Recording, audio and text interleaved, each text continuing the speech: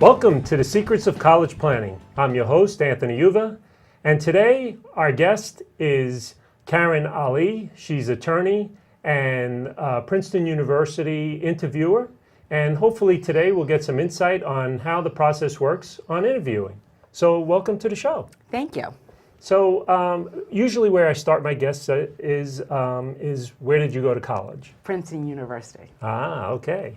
So once you graduated from Princeton University, what was your steps into getting to an attorney and to be the interviewer for Princeton University? Well, immediately upon graduating from Princeton, I went to the University of Michigan for law school. I've had a long career, both in government,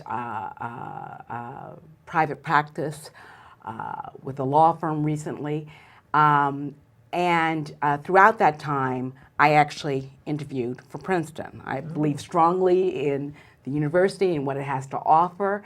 And, you know, a fellow alum asked me to join the Alumni Schools Committee, which is the group that actually conducts the interviews. Oh, okay. So now, what's the process of the interview that a student takes?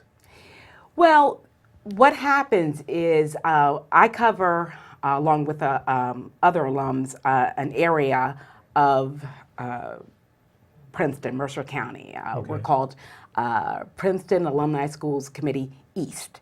So we cover schools like West Windsor High School South, West Windsor High School North, Stewart, Franklin High School, Petty, a number of schools. What happens, each committee has a committee chair. Okay. The committee chair receives information from the admissions office as to which students are applying, both for early action or early decision in Princeton's case, and I'm sorry, it's early action, and both regular decision. And what they do is they send you an email. Okay. And it lists the applicants that you're scheduled to interview. Okay. And you accept those interviews, and then you contact the applicant. The only information that they give you is the name of the student, the high school that they attend, and their home number or cell phone number or email. So now, the beginning of the process, just to give a sense of how it's working, how many interviewers are there at Princeton University for the country? Or is it globally? Do they have interviewers for everywhere in the world? Well, Princeton prides itself on trying to interview all the applicants that are around the world, either an in-person interview or a telephone interview, or I've even done a Skype interview. Wow. We try to offer interviews to every student that applies. Okay. And the one thing I should say is I'm not here speaking on behalf of Princeton University. I'm an alumni interviewer. They do have actual interviews through the admissions office, but it's more of a group interview process. So each committee member contacts the applicants that they've been given, and they offer them an opportunity to interview.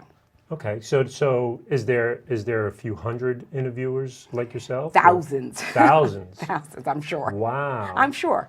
That's amazing. And so now the interview process, is there a set certain questions that you give the student, or is it as the interview goes, you just start asking questions based off No, of that? there's not a set of questions. You're free to ask the interviewee whatever questions you feel are important, because this is, I think it's an important part of the application process, but what you're trying to get from the student during the interview is an additional piece of information that is not set forth in the recommendations from the teachers, or their academic record, or their scores. You're just trying to get some insight into what makes the student tick. So an all-around type of person. Yes. Something that's extra outside of just schooling.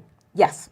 That's yes. it. Yes. So some of the advice that parents would need is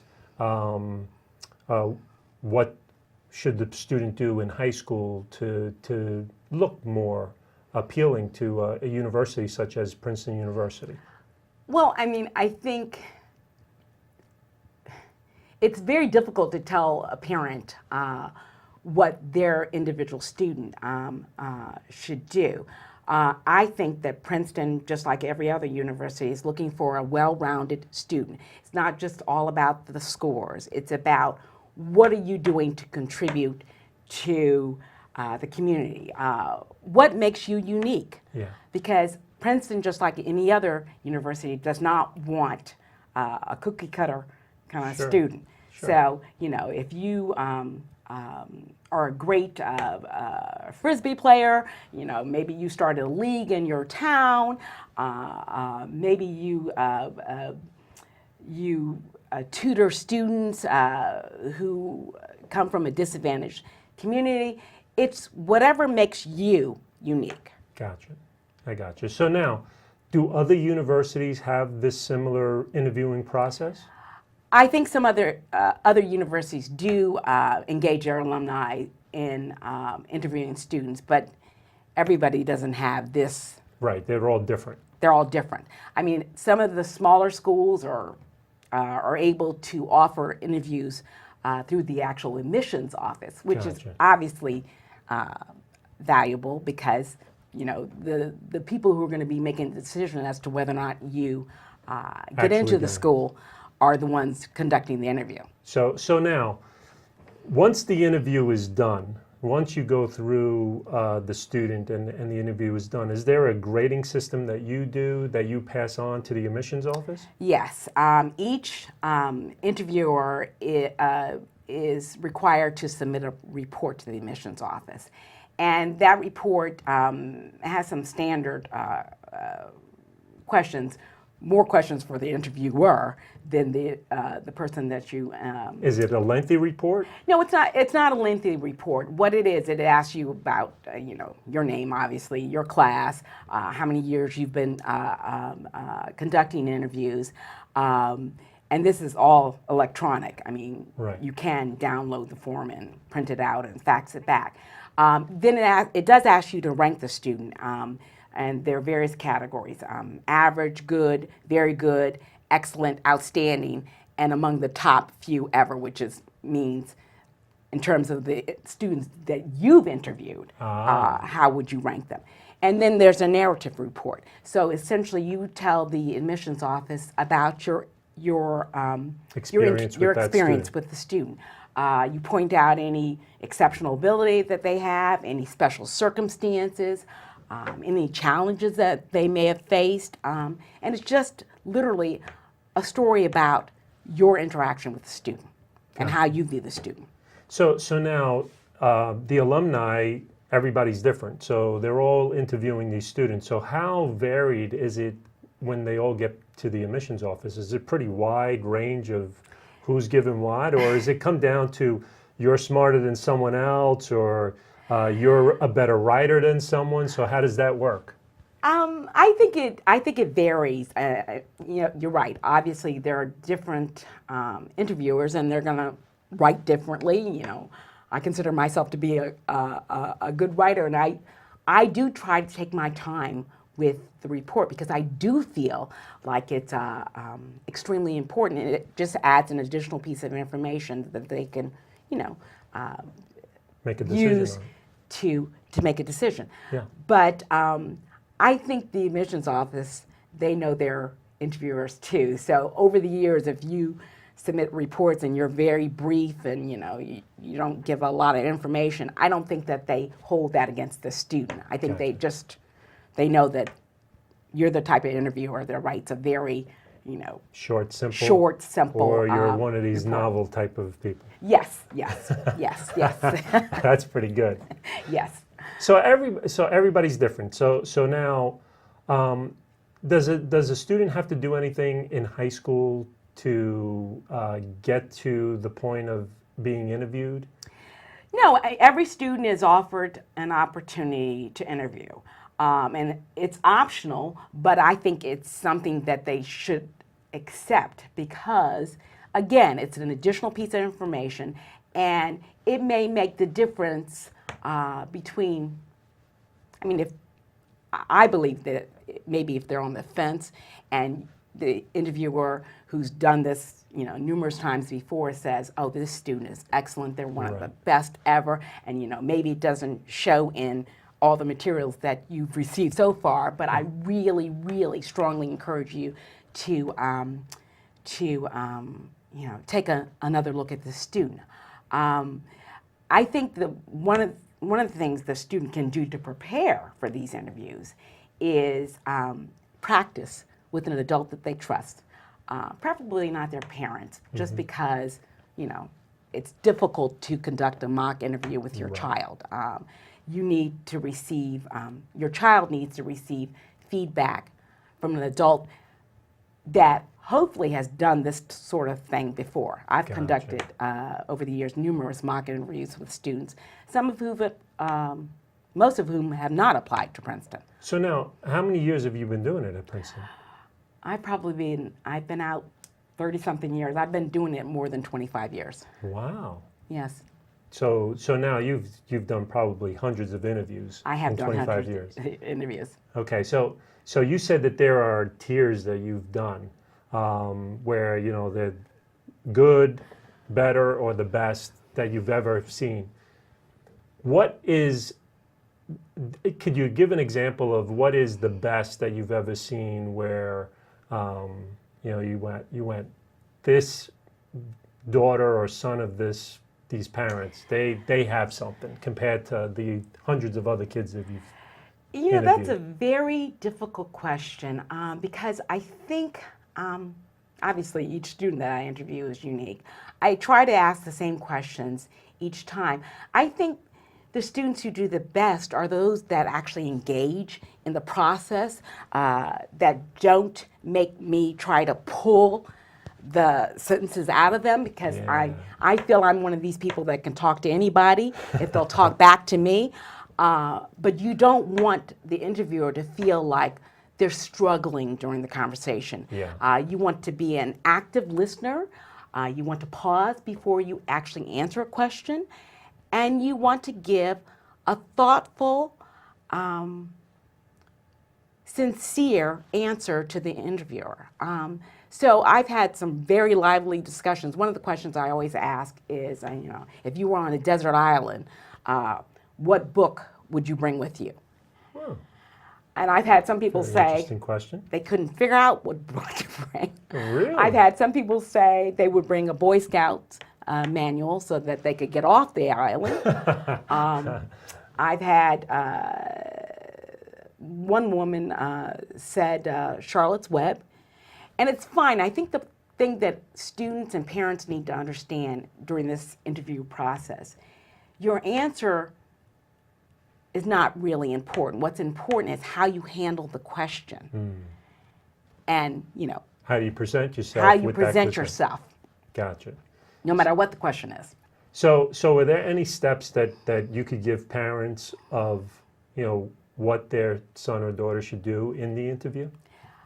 Yes, there are several steps. I mean, one of the things I always like to say, during the interview season, which I feel is your entire senior year, you need to make sure that you respond to your emails, that you look at your emails, you respond to them. Very rarely is an interviewer going to text you. But if they do, you need to make sure that you respond professionally. You need to make sure that your voicemail message is not one of these cutesy or odd messages. It needs to be a professional message during this time. If you're offered an opportunity to interview, I would enthusiastically accept that offer. One of the things you need to understand is that's the beginning of the interview, the interviewer's first contact with you. So in terms of how you respond, they're going to take that into consideration. I've had students tell me that they know all about Princeton because they've taken courses there. And I've had to remind them that that's not the purpose of this interview. It's for me to give the admissions office some insight into the student. I've had students indicate that they're busier than me, and I have to schedule my interview around their schedule. And I'm pretty flexible, but you just need to be aware that you're the one who's applying to college. University. The interviewer has already graduated from that school. Right. I consider it stages. So the third stage would be getting ready for the interview. You need to Google the interviewers, get some information on the interviewer so that you're prepared to make it more of a conversation. Make sure you research the college so that you know why you're going to be applying to that particular school. Map the route in terms of where the interview is actually going to take place. Make sure that you have the date, the time, the location, the interviewer's contact information in case there's an emergency and you have to reschedule. And then when you get to the interview, make sure you arrive 15 to 20 minutes early. Go to the bathroom, check yourself out, make sure everything's in place. Make sure you're dressed nicely. Unless the interviewer tells you it's casual and it's okay for you to wear jeans, I always feel that you should be dressed up. I dress up and I've graduated. So, if you're a man, make sure that you have a button-down collared shirt with a tie, perhaps a jacket, nice dress pants, real shoes, not sneakers, neat hair, nails. Woman, a dress that reaches to the knees or below the knees, nice skirt and shirt that covers everything. No clunky jewelry, because your goal during the interview is to avoid any distractions. You want the interviewer to focus on you. Yeah. And then during the interview, make sure that you sit up straight, you make eye contact, you act like you're listening and actually listen. And make sure you have some questions prepared for the interviewer to ask them about their experience. Yeah. But also make sure you're ready to answer the usual questions. I call them the usual suspects. The first one is why do you want to go to Princeton? And saying it's a good school is not a persuasive answer. Sure. Of course, every alum for every college knows it's a good school. it's a good school. So you need to have something that's more specific, like perhaps I want to go to Emerson because I know that they have an excellent film department, and I'm interested in being the next Scorsese. That sort of thing. Gotcha. But if you mention a topic, make sure that you know about it and that the school actually offers that. Right, right. I've had people say things that we don't offer. Wow. So, just be prepared. Yeah, that's very interesting that you give all of that. That's a lot of information to give. Yes, it is. But there are a few things now.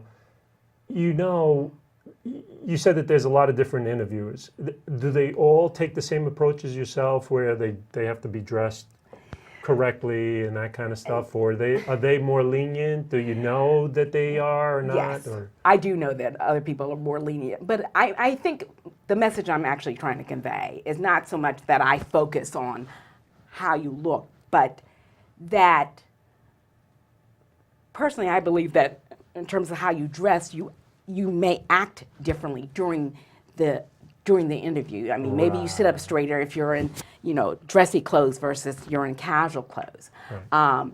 I have a lot of interviewers who tell the student, it's okay for you to, wear jeans. But no matter what you wear, you need to make sure that you are present in the interview and that you are putting your best foot forward. So this is not just for them to go to Princeton University. How close are they to getting accepted to the school when they get a appointment to be interviewed? Are they not as close as some people might think? It's just part of the process. I mean, one of the things I like to say is I went to Princeton. I never received an offer to interview.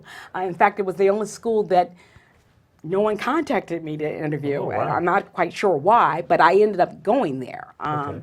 So it's part of the process, and I think you should do it because also you get insight from the interviewer about their experience at Right. Princeton. So now there's many more steps after that interview? Not too many more steps after that interview. They encourage, the admissions office encourages you to complete the interview as quickly as possible because they want to have a full folder when they're going through the folders reviewing the students. Gotcha. So the sooner you do it, the better off it is for the student. Gotcha. But there is a deadline. This is earlier in the process. This is earlier in the process, but they don't really want you interviewing anybody past like March 1st. I mean, around that time because they're going to give the decision out. And now later this that is happening month. junior year or senior year? This is senior year. After you apply. We only receive the names of the applicants after you apply. Okay. So applying could be as early as August of their senior year.